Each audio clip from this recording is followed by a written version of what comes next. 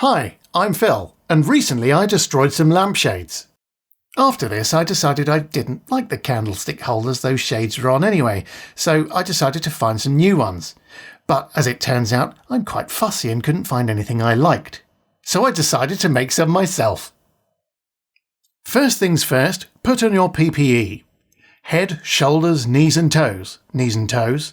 I bought a chunky pine newel post from the local DIY shop, and because that was B&Q, I'm using a first pass on my miter saw to take off a thin sliver to make sure it's completely square. It was then I noticed that the end was actually completely duff, so I took off another chunk. This chunk and the sliver will come in handy later to protect the rest of the wood whilst it's in clamps. I then measured up to make a perfect cube, clamping down the workpiece for a safe cut. Usually a big chunk of wood like this would be fine to hold with your hand, but my arm would be in the way, and you want to be able to see me cut it, don't you? For the second cube, I used the first cube as a guide for where to cut, because I wanted it to be the same size and because I was too lazy to measure it. Sliced like butter. Now this happens all the time when using spinning saws, but it usually gets cut. Cut from the video, that is, but in this case not cut all the way through the wood. I call this the double hand will definitely make it cut technique. Now you may notice that the wood has transformed into a copper bar, which as I cut through actually transpires to be a copper tube, also known as a pipe.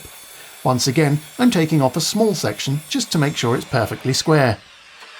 I'm measuring here to get a nice length of pipe for the moonlight, or indeed the stalk of our new lamp. Isn't it annoying when my arm is in the way? This is something you definitely do want to clamp down, because it's small and difficult to grip with your hand. Also, it's metal, and if it kicks, it's going to hurt something, probably your genitals. And here, once again, using the first pipe to measure where to cut for the second length of pipe. And finally, the third piece. Oh, did I mention before, I'm making 3 lamps. I know there were 4 lampshades, but they were for the 2 bedside tables and 2 ceiling lights. I got different lampshades for the ceiling lights, so I only needed the bedside lamps and an additional lamp to brighten up a dark corner.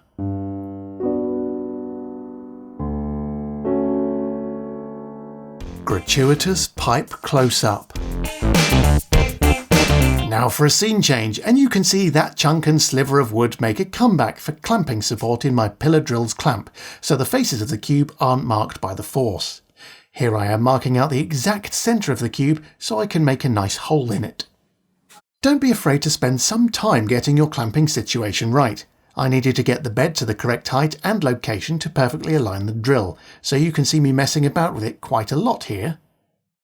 When cutting into wood, you'll ideally be using sharp drill bits, but who can afford those? Using blunter bits means you'll need to stop more frequently to allow the smoke to dissipate and prevent setting your workpiece on fire. I call this technique the timid sailor. I don't know about you, but I find this hole making quite satisfying, so I'm including all the hole making as visual eye candy for both of us to enjoy.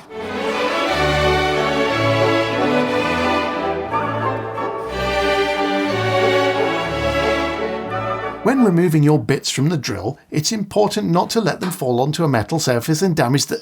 oh well. I'm now preparing to drill some slightly smaller holes deeper into the material. All will become clear as to why a bit later on. You see me here aligning the bit to the centre of the hole using more of the timid sailor. Remember to keep your workpiece clamped down whilst gunning for it. Nobody wants a spinning cube to the face, and presumably you want to keep those fingers too. Time for a close-up and look at those holes. So centred, so smooth, so demure. Back to the drilling. I'm now making smaller holes in the other side of the cubes. Can you tell what for? Another close-up, this one revealing that they're connected with the light passing through. I bet you've worked out what this is for, but what about the bigger lipped hole? Time to deburr those copper pipes with a range of files to make them nice and smooth and less stabby to hold. This is a technique I like to call, "Oh my god, this is taking forever, why didn't I just buy a pipe deburring tool?" Next I'm using a sandpaper block, which is just some sand glued to a sponge, to deburr the wood. Now let's just take a moment to appreciate all the floor cheese I've generated.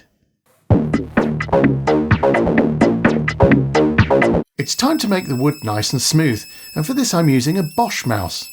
This is distinct from a pest controller in London who might say "Bosch! Mouse!" after catching a mouse. I don't have a prop for that one. So smooth. Oh God, nobody needed a beard close-up. I've since sanded that off too. Oh look, it's the door I fixed in the last video.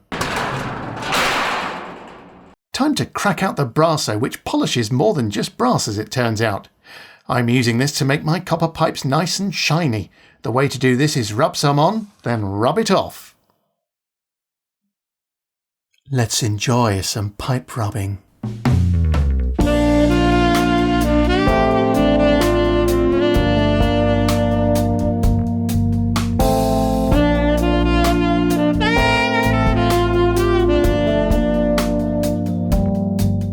This process actually takes some time, so be patient with it. You'll notice after a while that your pipe gets shinier and shinier, and the more you rub it, the shinier it gets.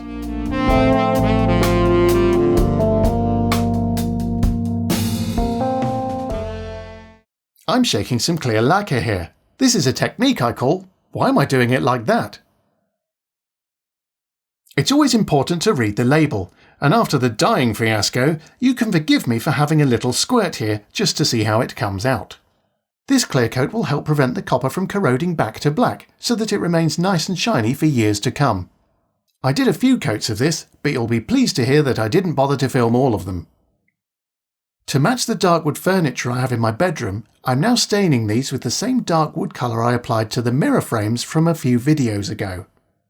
This stuff goes on pretty well, and, once again, I put on multiple coats of this without filming them, you're welcome, allowing it to dry each time first to get the nice deep shiny brown I was going for. Just remember to wipe off any big drips whilst you can. Now it's time to put it all together. I have some blue mains rated cable. It's blue simply because that's what I happen to have laying around at the time, and on one end I've connected the world's best plug. Bite me. On the other end there's some string, and this is so we can more easily insert the wire into our cube. I say more easily, but the tolerances of this were all very tight, and that made it quite fiddly. After finally getting the string through, we can give it a good tug to draw the cable into the small hole and out of the big hole. The copper tube can now be placed over the wire and pushed into the cube's big hole, which is a tight enough fit that no other fixings are needed. If you hadn't worked it out earlier, this is what our double hole with the lip is for, to hold the copper tube in place whilst allowing the wire to travel all the way through it. A standard bulb holder can now be connected to the wires. I'm using a full-size bayonet connector because that is the standard common connector for bulbs in the UK, and I want the most commonly available types of bulb to fit. If you're thinking about doing a similar project, you'll want to use a holder for whatever is the most common type of bulb in your country.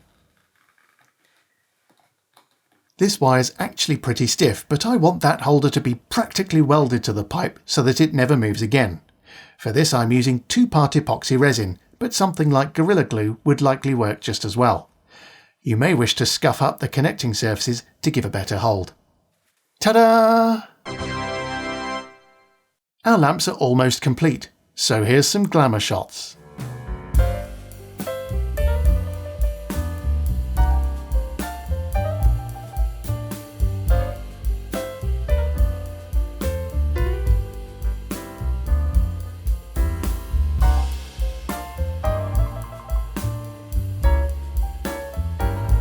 For the base, I'm using these thick felt discs, which were the only ones I could get in the right size from Amazon at the time.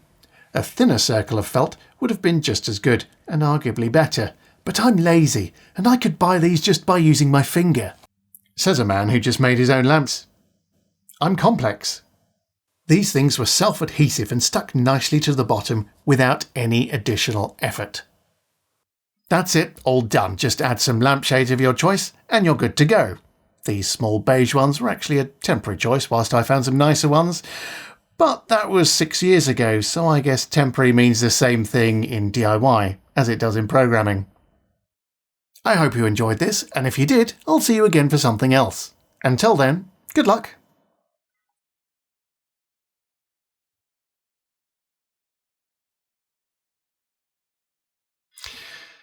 Got to put all these lampshades back in the room now.